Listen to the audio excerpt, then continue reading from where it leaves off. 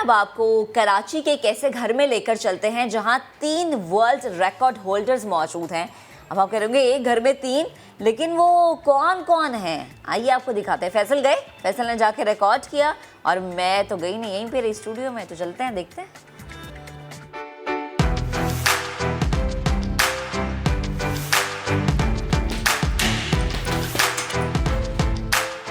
Martial arts, ये नाम जहन में आते ही एक नाम जहन में आता है और वो है कराची के राशिद नसीम। अपनी सतह पे 73 और एकेडमी की सतह पे 92 रिकॉर्ड्स अब तक बना चुके हैं। नजरें हैं अब 100 रिकॉर्ड्स पे। और कितनी अच्छी बात है कि ना सिर्फ राशिद की नन्ही बेटी भी अब रिकॉर्ड होल्डर हैं, बल्कि राशिद के वालिद साहब ने भी सेब तोड़ के अपने इन हाथों से यह साबित किया है कि दिल होना चाहिए जवान, उम्र इसकी रखी है। तो मैं आ चुका हूं शाह फैसल कॉलोनी के उस घर में कि जिसे मार्शल आर्ट्स के वर्ल्ड रिकॉर्ड का कारखाना कहते हैं। तो हमारे साथ मौजूद हैं नन्ही फातिमा के जो दुनिया की कम उम्र तरीन मार्शल आर्ट रिकॉर्ड होल्डर हैं। इनके साथ इनके भी और रिकॉर्ड बनाने वालों के बाप मौजूद हैं राशिद भाई, और इनके भी बाप, इनके भी डैडी मौजूद हैं जो कि पाकिस्तान के मौमर तरीन मार्शल आर्ट रिकॉर्ड होल्डर हैं। अंकल भी हमारे साथ मौजूद हैं। अच्छा, पहले तो आप जो है वो अखरोट वगैरह तोड़ रहे थे, ठीक है, ननचाकू चला रहे थे और फिर आखिर में अर्तुगरुल की कुल्हाड़ी भी आपने स्टार्ट कर दी। बीच में फातिमा भी आ गई और फिर हमने देखा कि अच्छा जी ये जो लाइन लगी हुई है, ये इसकी रूट आ कहाँ से रही है। ये असल में अंकल जो हैं उनका भी हमने रिकॉर्ड देखा। तो सब छोड़ के सबसे पहले तो ये बताएं कि ये कैसे अंकल ने शुरू किया? क्या इन्हीं को देख के आपने शुरू किया या फिर अंकल ने आपको देखा कि यार बेटे ने तो इतना तोड़ फोड़ दिया रिकॉर्ड, अब जरा मैं एक सेब भी फोड़ दूं? नहीं, ये ख्वाहिश थी मेरी कि मेरे घर से जो है दुनिया की सबसे कम उम्र मार्शल आर्ट जो वर्ल्ड रिकॉर्ड बनाने वाली बच्ची है वो मेरी बेटी है। तो मेरी ये ख्वाहिश थी कि पाकिस्तान के जो ओल्डेस्ट पर्सन का जो खिताब है वो मेरे वालिद साहब हासिल करें। तो इनके हाथ बहुत मजबूत थे। जब मैंने ये कैटेगरी में रिकॉर्ड देखा तो मैंने फौरी तौर पे बाबा को अपना आइडिया बताया। इनको एप्पल इनको तोड़ कहा, मैंने 2-3 तोड़ के दिखाए, इन्होंने थोड़े से एप्पल तोड़े। तो मुझे अंदाज़ा हुआ कि इनके, क्योंकि इन्होंने पूरी ज़िंदगी वेल्डिंग का काम किया है तो उस वजह से इनके हाथ बहुत स्ट्रॉन्ग थे। तो मैंने इनको गिनीज वर्ल्ड रिकॉर्ड बनवाने का फैसला किया। कुछ चीज़ें समझाई, कुछ टेक्निकल चीज़ें समझाई और अल्हम्दुलिल्लाह आज पाकिस्तान के ओल्डेस्ट जो है वो 70 साल की उम्र में गिनीज वर्ल्ड रिकॉर्ड है। यानी वो जिसको एक डायलॉग है ना कि लोहा पिघला के उसकी शेप बदल देता है। तो अंकल ही बात। अंकल अस्सलाम वालेकुम।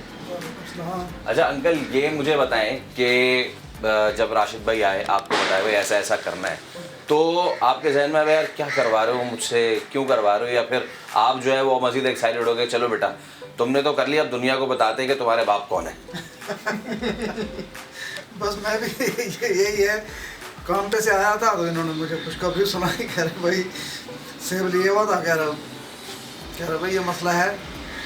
सेब हाथ में दिया, देखा हाथ पर, मैंने कहा यार, कह रहा भाई ये काम करना है। मैंने कहा मुझे तजर्बा ही नहीं है इस चीज़ का, तो मैं कैसे करूं?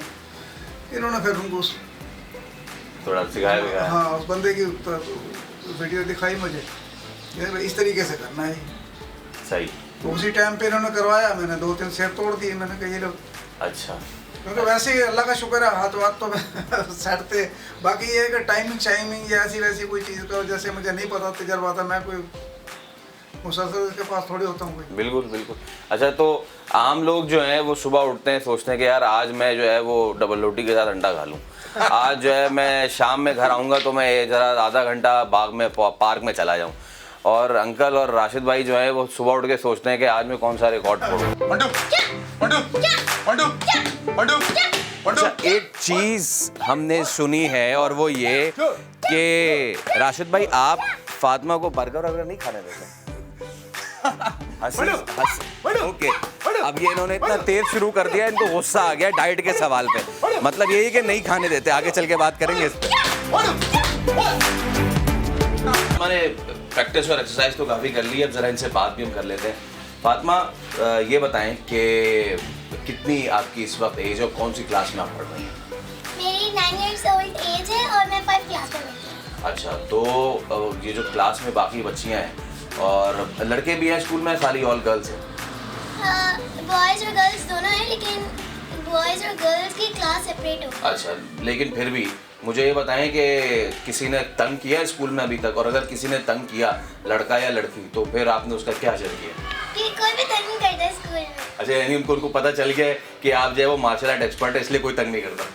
पूरे स्कूल को, मेरे टीचर को, मेरी क्लास फेलो को, सबको पता है कि मैं मार्शल आर्ट करती हूँ, लेकिन कोई तंग नहीं करता मुझे। अच्छा ठीक है, बस आपको नहीं पता शायद इसीलिए तंग नहीं करते। अच्छा ये बताएं, स्कूल जाती हैं और लोग आपको देखते हैं, पहचानते हैं, टीचर्स बड़ी रिस्पेक्ट करते होंगे, तो खुशी होती है दिल में, कैसा महसूस करती हो? मुझे बहुत अच्छी फीलिंग्स होती है। अच्छा ये बताओ फातिमा कि आपने वो कौन सी एज थी कि जब आपने एक्सरसाइज या प्रैक्टिस इस तरह की चीज़ शुरू की? जब मैं 5 इयर्स की थी तो मैंने मार्शल आर्ट स्टार्ट कर दी थी, और फिर पापा ने ज़्यादातर सपोर्ट किया, उन्होंने ही फिर आपको आगे बढ़ाया? मेरी पूरी फैमिली मुझे सपोर्ट करती है, ज़्यादातर पापा ही मोटिवेशन देते हैं। अच्छा, तो कभी ऐसा होता है फातिमा के पापा, अब जाहिर सी बात है क्योंकि पापा हैं तो बेटी से मोहब्बत अपनी जगह, लेकिन पापा फिर इंस्ट्रक्टर भी हैं, तो वो इंस्ट्रक्टर बन के फिर डांट डपट भी होती है? पापा डांटते हैं, वैसे मारते नहीं हैं, लेकिन कभी कभार डांट पिट जाती है। जब पापा कहते हैं कोई चीज़ अगर मैंने आपको सिखाई भी है फिर भी आप गलत करो तो फिर अच्छी बात नहीं होती ना, फिर थोड़ी बहुत तो डांट पिट जाती है। तो उस वक्त फातिमा आप रोटी वगैरह तो नहीं? नहीं, I am a brave girl. Okay, हाँ बिल्कुल लग भी रहा है ब्रेव गर्ल। मैं इतना ब्रेव नहीं हूँ कि जब आखिर में हमको कहेंगे ना चक्कू चलाने को तो मैं यहीं बैठा रहा हूँ। अच्छा फातिमा ये बताएं कि बिल्कुल यंगेस्ट आप हैं पूरी दुनिया में, आगे अभी तो बड़ी आपकी उम्र पड़ी है, लेकिन आगे क्या क्या अचीव करना चाहती हैं? मुझे फाइट का बहुत ज़्यादा शौक है, मैं फाइटर बनना चाहती हूँ, गोल्ड मेडल्स अचीव करना चाहती हूँ, और भी बहुत सारी चीज़ें हैं जो मैं करूँगी बड़ी होकर। थोड़ा सा ननचक्कू चलाएं ज़रा, और जब तक आप ननचक्कू उनकी परफॉर्मेंस देखें, शुरू करें आप।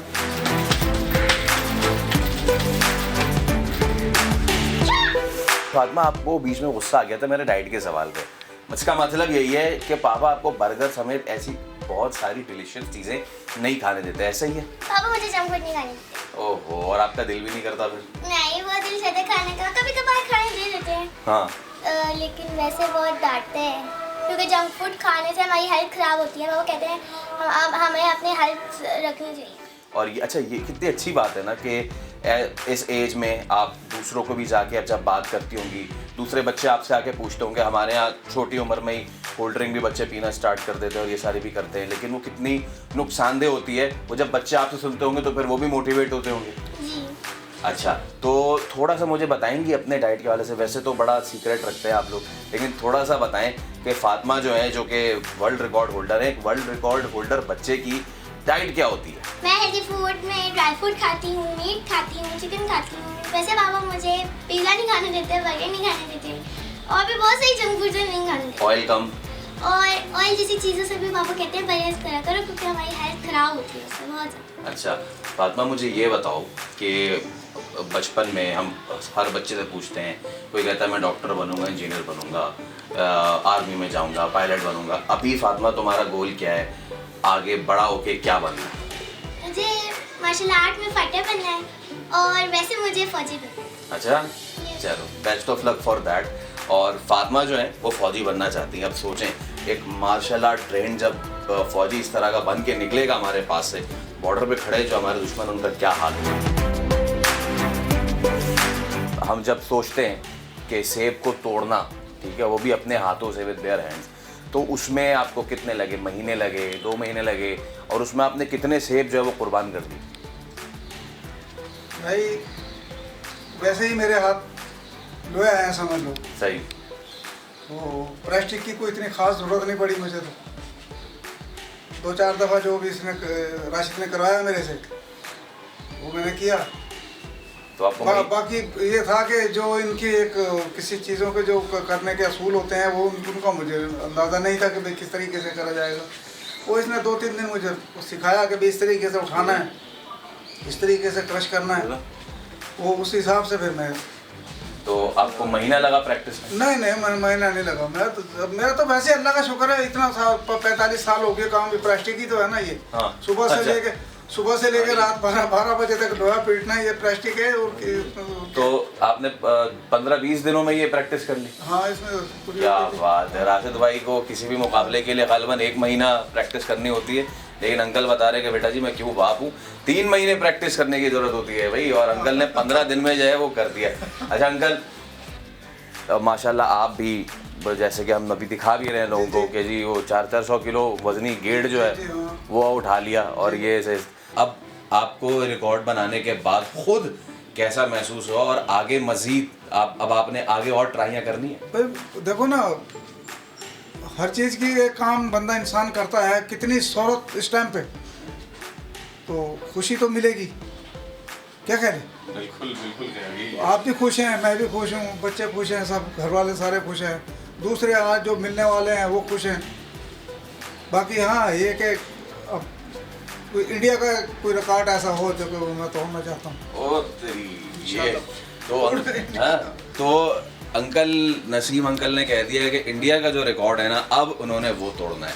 इनके बेटे राशिद नसीम वो तो इंडिया का रिकॉर्ड तोड़ते रहे, अब इनकी पोती और राशिद भाई की बेटी वो भी इंडिया का रिकॉर्ड तोड़ती रही है। मेरे ख्याल से इस फैमिली ने टारगेट कर लिया।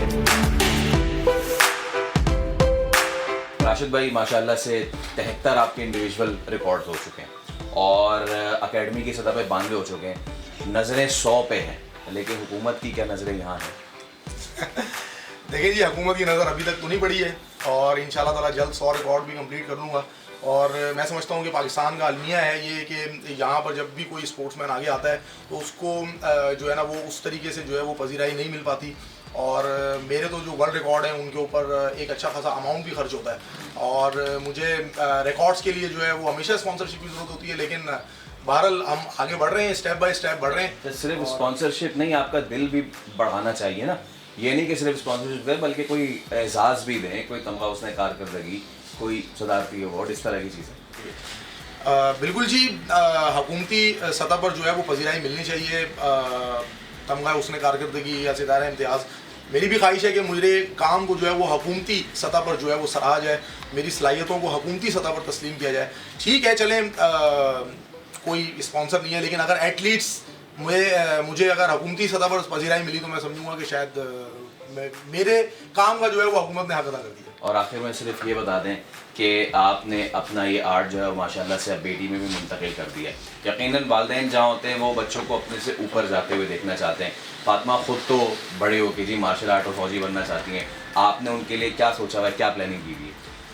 देखें जी, प्लानिंग ये है कि अगर जब तक उसको मार्शल आर्ट का शौक़ है हम उसको मार्शल आर्ट कराएंगे, जिस लेवल तक वो जाना चाहती है वो जाएगी। अगर वो फ़ौज में जाना चाहती है, उसकी इस तरह की कोई ख्वाहिश है, हम एज ए पेरेंट मेरा ये फ़र्ज़ बनता है कि मैं उसकी हर ख्वाहिश को पूरा करूँ। और मार्शल आर्ट भी मैं उसको ज़बरदस्ती नहीं करवाता, बेसिकली वो मुझे देखती है, उसको शौक़ खुद ही पैदा हुआ है, और स्टेप बाय स्टेप जो है वो आगे बढ़ रही है, मेहनत कर रही है।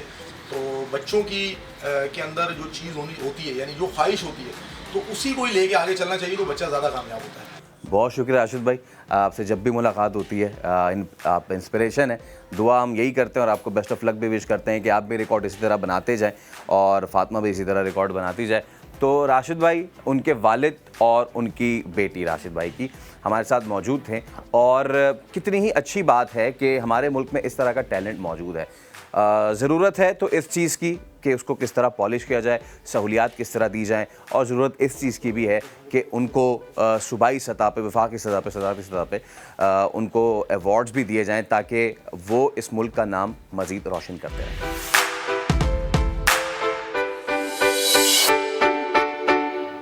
ज़बरदस्त, बिल्कुल, ये हमारे मुल्क के रोशन सितारे, अल्लाह ताला इन्हें ऐसे ही चमकता धमकता रखे।